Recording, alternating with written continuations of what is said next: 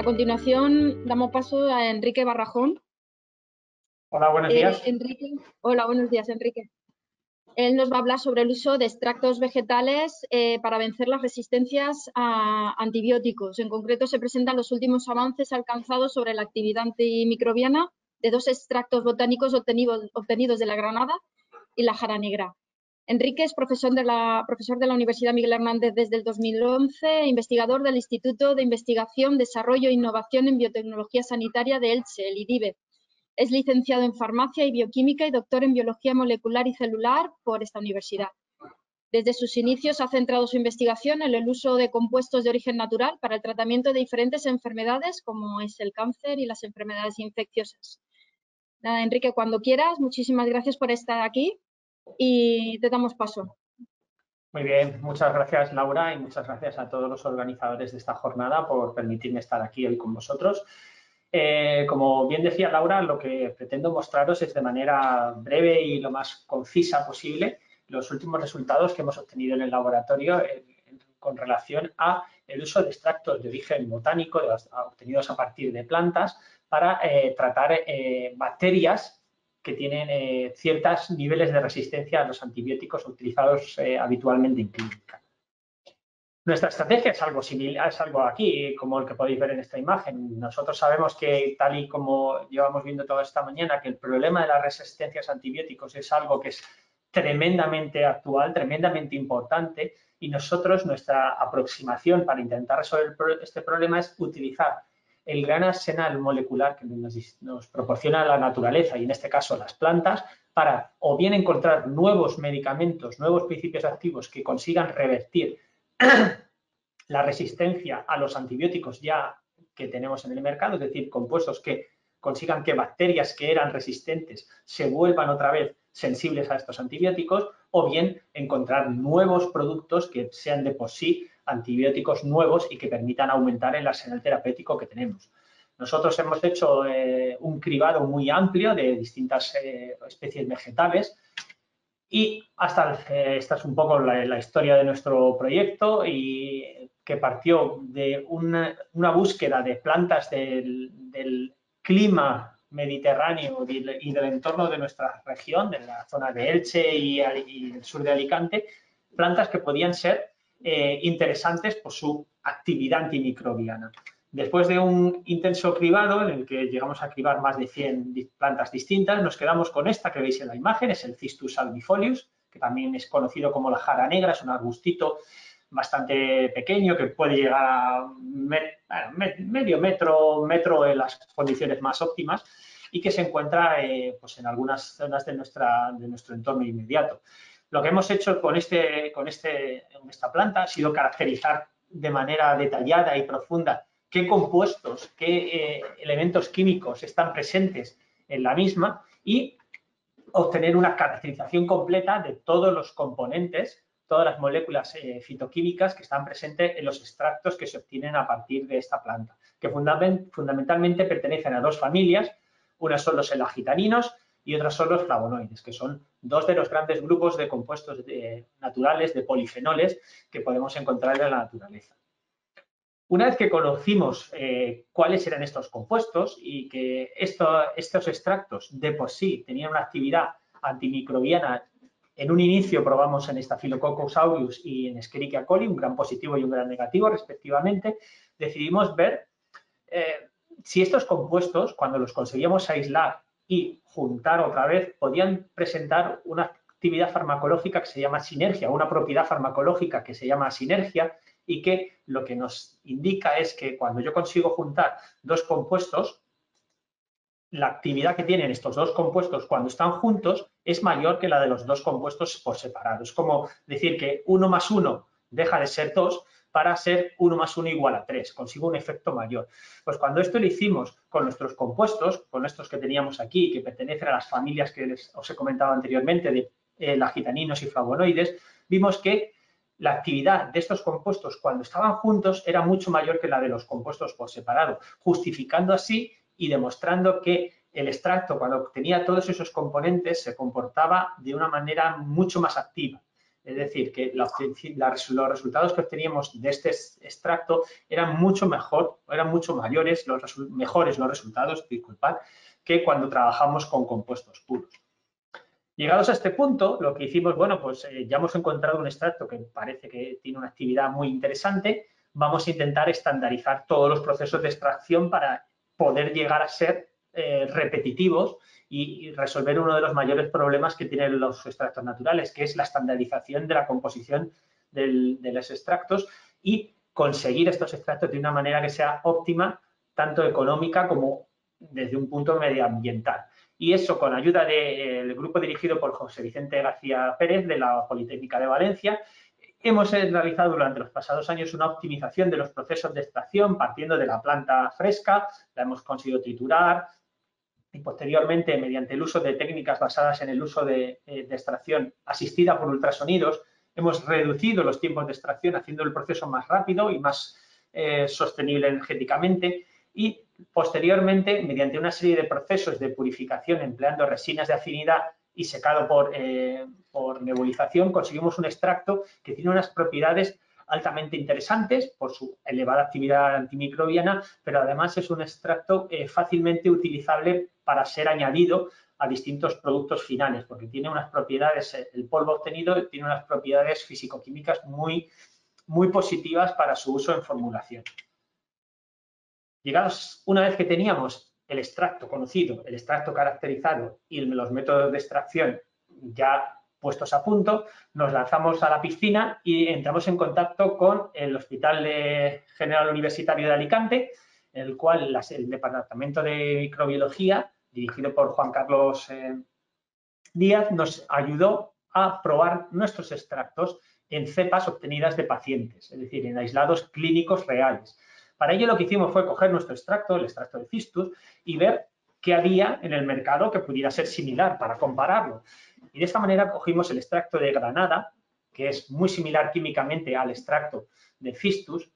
y una serie de compuestos puros que eran justo los que o bien el extracto de cistus o el de granada presentaban. Además, decidimos añadir un tercer extracto, que era el de semilla de pomelo, que habíamos visto en la bibliografía que también era muy interesante al menos su prueba frente a cepas microbianas resistentes a antibióticos. Una vez elegidos estos compuestos, que eran pues 3 extractos y hasta 7 compuestos puros, nos fuimos y cogimos más de 100 aislados de pacientes provenientes de 11 especies distintas que eran las especies que en ese momento en el Hospital General de Alicante tenían más problemas de resistencia a antibióticos y que incluían, pues yo creo que gran parte de las especies que a lo largo de la mañana de hoy hemos ido viendo. Tanto los enterococos como la pseudomonas, la klebsiella, el estafilococo, la Stenotorfomona, la Cinnetobacter, todas estas que hemos ido oyendo las probamos. Y lo que vimos fue que nuestros extractos, en especial el extracto de cistus y el de granada, eran especialmente activos frente, que son las que están marcadas aquí con un cuadrito azul, eran especialmente activos frente a uno de los microorganismos que eran más relevantes desde un punto de vista clínico, que era el Staphylococcus aureus, especialmente el resistente a meticilina, que aunque la situación con respecto a este microorganismo ha mejorado en los últimos años, porque, bueno, no es que haya mejorado, es que han aparecido otros peores, seguramente. Eso, los que estáis en clínica, lo podréis corroborar. Pero sigue siendo uno de los mayores problemas a nivel clínico. No es probablemente el más grave, pero sí, en términos de volumen y de número de casos, sí que es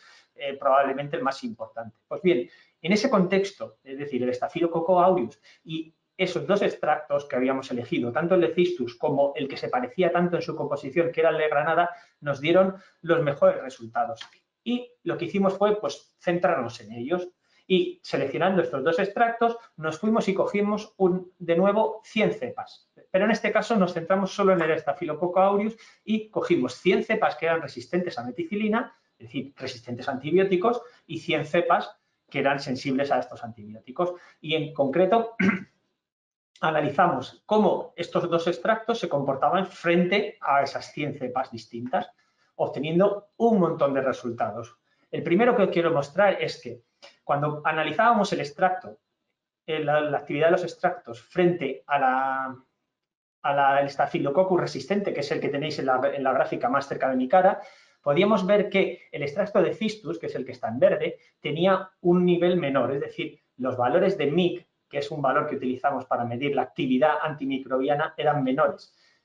Cuanto menor sea ese valor, eso nos indica que nuestro extracto necesita menos cantidad para eliminar ese microbio y, por lo tanto, es mejor. Es decir, la menor altura de la barra nos indica que nuestro extracto, en este caso el verde, el de cistus, funciona mucho mejor que el extracto naranja frente al estafilococo aureus resistente. Cuando nos íbamos y hacíamos los mismos ensayos con el estafilococo sensible, que son las columnas que tenéis más lejos de mi cara, lo que vimos fue que los extractos se comportaban al revés, que el que funcionaba mejor era el de Granada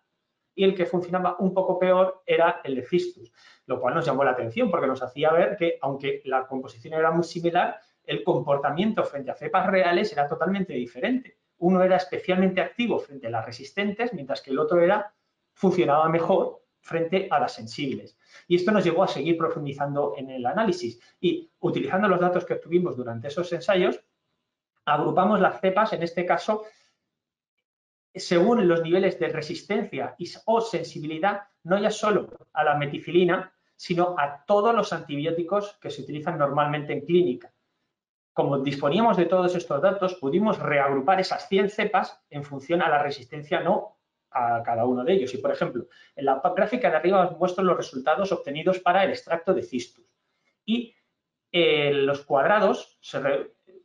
rojos muestran cuando esas cepas son resistentes al antibiótico que está debajo de ellos. Por ejemplo, el primer valor sería, el cuadrado rojo correspondería a las cepas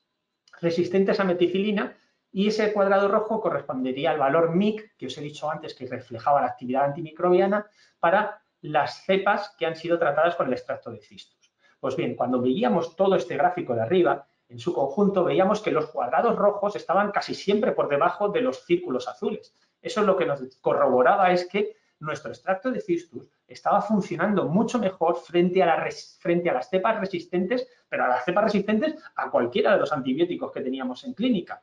con especial mención a los betalactámicos, meticilina y oxacilina, en los cuales además las diferencias eran más grandes y estadísticamente significativas. Cuando cogíamos ese mismo tipo de análisis y lo hacíamos con el extracto de Granada, nos ocurría lo mismo que pasaba antes, es decir, que se daba la vuelta a la tortilla y el extracto de Granada funcionaba mejor frente a las cepas que eran sensibles. Aquí vemos que los círculos están en su mayoría por debajo de los cuadrados grises, indicando que efectivamente de nuevo se confirmaba que el extracto de Granada era más activo frente a esas cepas sensibles. Y ahora lo que hicimos fue profundizar en el análisis estadístico y hacerle un análisis de componentes múltiples y conseguir ver si esas 100 cepas podíamos exprimir un poco más los resultados y sacar más detalles. Y lo que vimos fue que cuando analizábamos las cepas en su conjunto, las 100 cepas a la vez, conseguíamos obtener 6 poblaciones distintas y que cada una de esas 6 poblaciones distintas se correspondían a aislados de un tipo diferente. Por ejemplo, en el grupo B veíamos que eran aislados sensibles a la gran mayoría de los antibióticos. Y, por ejemplo, en este que tenemos aquí, en el grupo F, era un grupo de aislados resistentes a betalactámicos y quinolonas, pero sensibles a la eritromicina y al extracto de cistus. Es decir, los extractos se comportaban de una manera diferente en función de la resistencia o no de cada uno de los antibióticos en cada una de las cepas. Y éramos capaces un poco de predecir los resultados en función de la resistencia o no a los distintos antibióticos. Profundizando en este análisis estadístico, llegamos a otro tipo de resultados en los cuales lo que hacíamos era, en lugar de coger las 100 cepas y analizarlas como puntos individuales, que se correspondería a esta imagen de la cual tenemos 100 puntos, lo que hicimos fue agrupar las bacterias sensibles a un antibiótico, las bacterias sensibles al otro, las bacterias resistentes a uno, y así obtener un análisis que se llama análisis categórico, en el cual vimos que, curiosamente, las cosas se nos volvían a organizar de una manera bastante clara, apareciendo todas las cepas resistentes en la parte más alejada de mi cara y las cepas sensibles en la parte más cercana a mí. Y eso era así en todos los casos, menos al extracto de cistus, que aparecía cambiado. Y está marcado ahí con esas flechitas azules. ¿Por qué? Porque si recordáis de las diapositivas anteriores, el extracto de cistus funcionaba mejor precisamente justo frente a las cepas resistentes.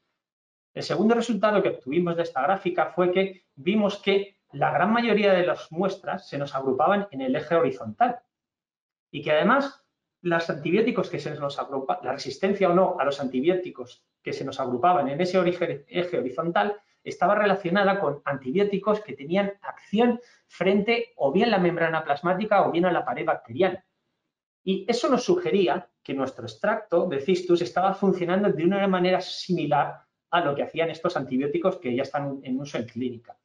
Y por lo tanto, tras estas diapositivas, que creo que son un poco complejas para los que no estéis familiarizados con este tipo de análisis estadísticos, he querido introduciros un resumen, que básicamente viene a decirnos, insistir en la idea de que el extracto de cistus funciona mejor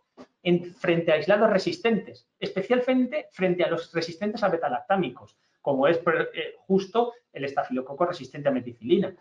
Y cuanto más resistente es el aislado, cuanto más resistencias tiene, es decir, que además de la meticilina es resistente a más antibióticos, mejor funciona ahí el extracto de cistus, lo cual es todavía más importante y eso lo hemos obtenido a partir del análisis, uno de esos gráficos de puntos aislados que os he mostrado. Y que luego, con el otro análisis estadístico que he mostrado en la diapositiva anterior, parece indicar que todo está relacionado con una acción de nuestros compuestos, los compuestos de nuestro extracto en la pared bacteriana. De hecho, esto nos hizo rescatar resultados anteriores en los cuales habíamos conseguido reproducir la membrana lipídica del estafilococo y ver cómo los componentes principales, los compuestos presentes en nuestro extracto, eran capaces de interferir esa membrana y conseguir desestabilizarla hasta provocar la salida del contenido interior del estafilococo. Llegados aquí, lo que hicimos fue pues, ver si podíamos ahondar un poco más en nuestros resultados y decidimos dar un paso en busca de la evolución dirigida de las bacterias y con ayuda del doctor Alex Wong de la Universidad de Carleton en Canadá nos centramos en conseguir